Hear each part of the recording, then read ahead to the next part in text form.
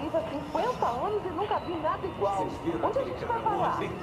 Põe eles numa sala, deixa eles conversando até resolver. 24 horas, 48, até resolver. A Guarda Nacional tomar a frente e limpar tudo é uma boa ideia. Outra notícia. O Sindicato dos Proprietários de Imóveis manifestou preocupação com a alta do preço. Toda história tem um ponto de ruptura, um momento onde tudo muda. Para Arthur Fleck, esse momento não foi uma explosão repentina, foi uma sucessão de quedas, uma após a outra, até que não havia mais volta. O que acontece quando uma mente já fragilizada é constantemente rejeitada? Neste vídeo, vamos analisar Arthur Fleck sob a ótica da psicopatologia, sua mente, seus traumas e os fatores que o levaram a se tornar o Coringa.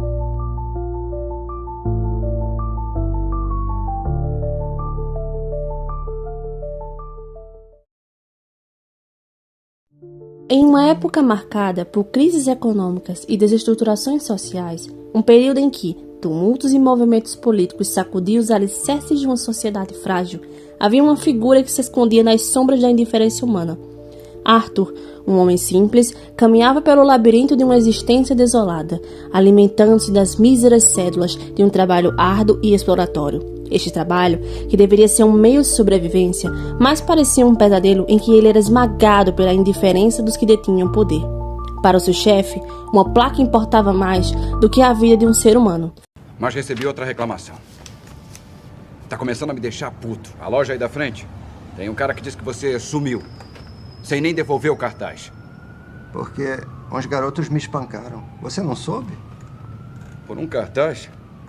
Não fala merda, isso não tem lógica. A ausência de qualquer estrutura psicológica sólida o arrastou para uma espiral de comportamentos cada vez mais erráticos e atitudes que, com o tempo, o levariam a ser lembrados não pelo nome de Arthur, mas pelo sombrio apelido que a história viria a lhe dar: o Coringa. Se o carinho, o apoio e a empatia fossem como água despejada em um copo para saciar a sede de um corpo faminto, com certeza Arthur teria vivido uma sua vida em completo deserto emocional, sem jamais sentir sequer uma gotícula de alento. Sendo sincera agora, foi bem desafiador analisar o Coringa de maneira mais minuciosa, porque a gente chegou à conclusão de que ele gabaritaria o DSM completo. Mas depois de muito coringar, aqui vão os possíveis diagnósticos. Logo no início do filme, a gente se depara com o distúrbio do riso do Arthur Fleck, que seria uma condição neurológica que o faz rir incontrolavelmente em momentos inadequados, geralmente em situações de tensão, tristeza ou desconforto. Na cena do ônibus, Arthur é repreendido pela mãe da criança que ele estava tentando fazer rir, ao passo que ele começa a gargalhar sem motivo aparente.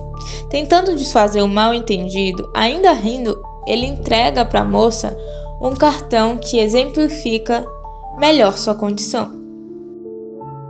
Na cena do consultório social, Arthur ri incontrolavelmente durante uma conversa com sua assistente social.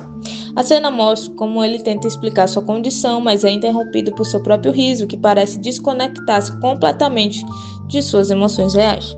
Na cena do metrô, após ser agredido por 3 homens, ele começa a rir de forma histérica enquanto os mata em legítima defesa.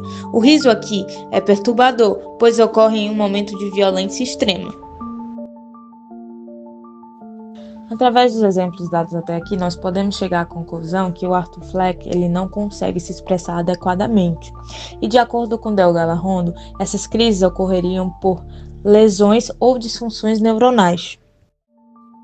Através de Damasio, a gente pode entender que essas lesões acontecem no tronco cerebral, implicando principalmente nos núcleos da ponte ou no cerebelo, mostrando para a gente a importância da modulação desses dispositivos no riso patológico. Outro diagnóstico que atribuímos a Arthur é a depressão psicótica. A depressão psicótica ou depressão com sintomas psicóticos, síndrome depressiva definida por Del Galarrondo em 2019, como depressão muito grave, na qual ocorrem, associados aos sintomas depressivos, um ou mais sintomas psicóticos, como delírio e ou alucinação. No filme, a depressão de Arthur é retratada de forma profunda, com várias cenas ao longo da narrativa.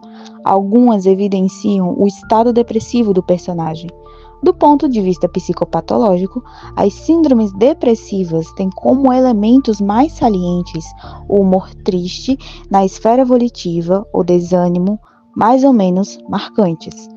Tal tristeza e desânimo são, na depressão, desproporcionalmente mais intensos e duradouros do que nas respostas normais de tristeza que ocorrem ao longo da vida, segundo Delpino, em 2003.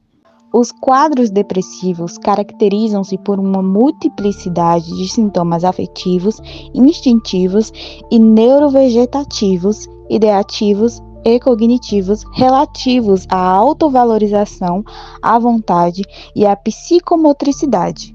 Também podem estar presentes em formas graves de depressão, sintomas psicóticos, delírios ou alucinações, marcante alteração psicomotora, geralmente lentificação ou estupor, assim como fenômenos biológicos, neuronais ou neuroendócrinos associados, segundo Dalgala-Rondo, em 2019.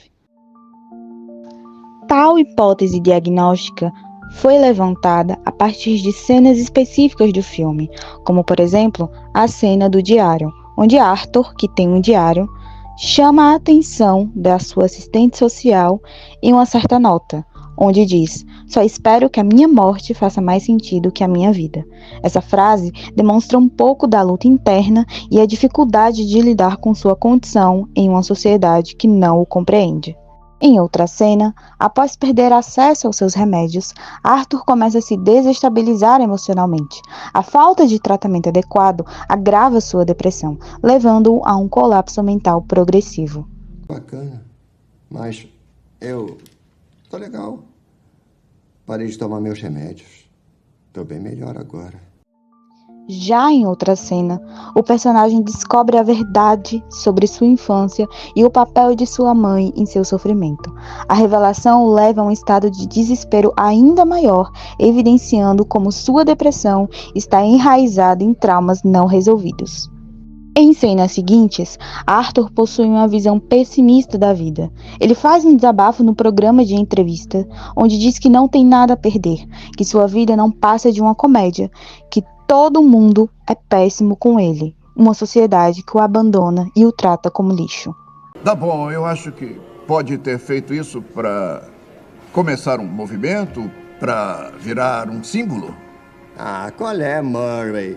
Eu pareço um palhaço que começa movimento? Eu matei aqueles caras porque eles eram péssimos.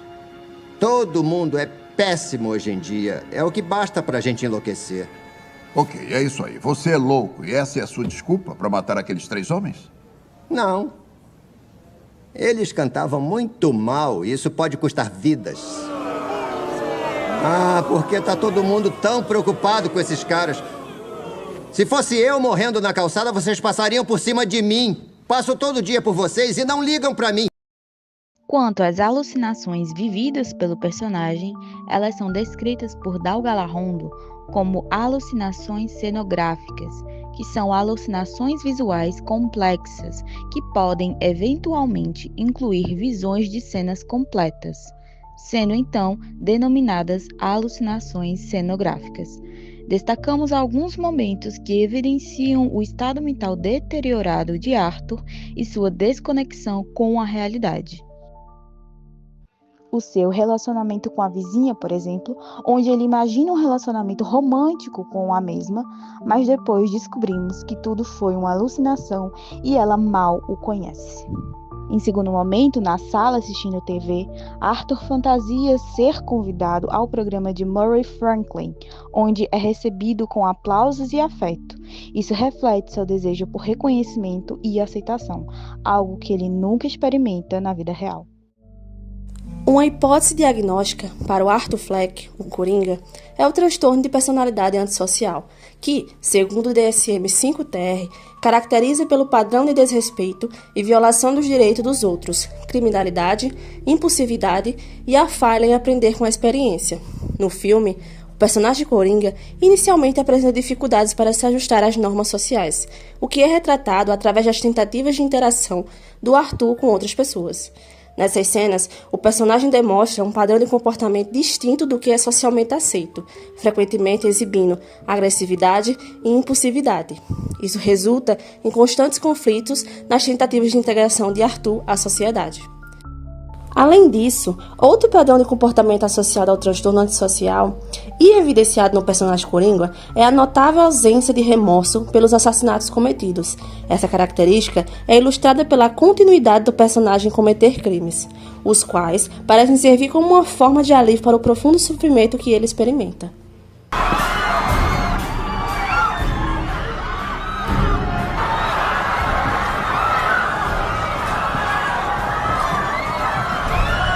Pede uma ambulância!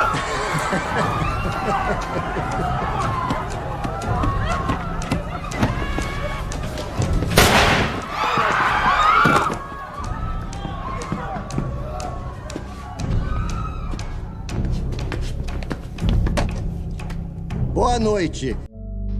Outra hipótese diagnóstica seria a de uma possível lesão no lobo frontal, a qual pode ocasionar diversos prejuízos ao indivíduo, visto que essa região cerebral desempenha funções essenciais, como o reconhecimento de expressões faciais e gestos, a solução de problemas, entre outras. Dessa forma, quando ocorre uma lesão nessa área, pode haver uma redução da inibição em relação a comportamentos sociais inadequados. Ao relacionar esse conceito ao filme do Coringa, observa-se que o protagonista, ao longo da trama, comete assassinatos contra pessoas que, em sua percepção, não o compreendem. Além disso, percebe-se que algumas cenas retratam Arthur Fleck em estado de euforia, dançando, enquanto em outras ele se apresenta completamente deprimido. Assim, supõe-se que Arthur Fleck apresente uma lesão no lobo frontal, o que poderia justificar, sob um viés neurocientífico, seus comportamentos ao longo da narrativa. A obra cinematográfica Coringa exibe uma representação impactante das dificuldades enfrentadas por indivíduos com distúrbios psíquicos no meio social. A narrativa do filme destaca as tentativas fracassadas de Arthur em se integrar a um ambiente frequentemente hostil enquanto luta contra um possível transtorno de personalidade antissocial. Além disso, a falta de tratamento adequado para Arthur, que possivelmente sofre de depressão psicótica, caracterizada por alucinações constantes e pensamentos depreciativos, salienta a importância da sociedade estar atenta às questões relacionadas à saúde mental. Em resumo, a história de Arthur é um retrato fiel das experiências de milhares de pessoas com transtornos mentais que sofrem diante da falta de compreensão da comunidade. Isso destaca a importância dos estudantes de psicologia e psicólogos de estarem atentos não apenas ao transtorno em si, mas também ao contexto social e à subjetividade do indivíduo, a fim de contribuir de forma significativa para a melhoria da qualidade de vida dos pacientes. Você já viu como é que é lá fora, Murray? Por acaso você sai do estúdio?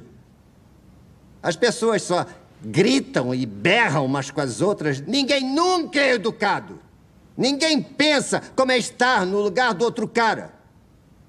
Pensa que homens como Thomas Wayne sabem por acaso como é ser igual a mim? Ser alguém diferente deles? Não sabem, não.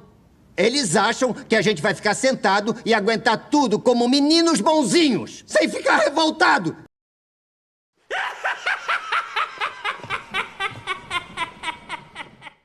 Pode ligar pra polícia. Meu Deus do céu!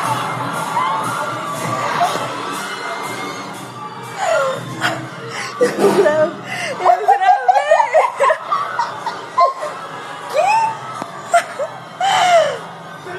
Meu Deus, na frente de todo mundo, cara. Eu tô chocada.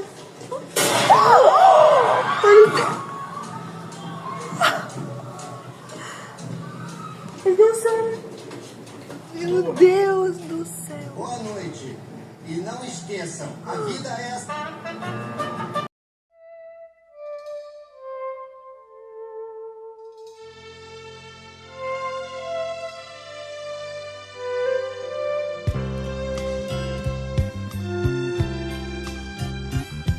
Enquanto você se esforça pra ser um sujeito normal e fazer tudo igual,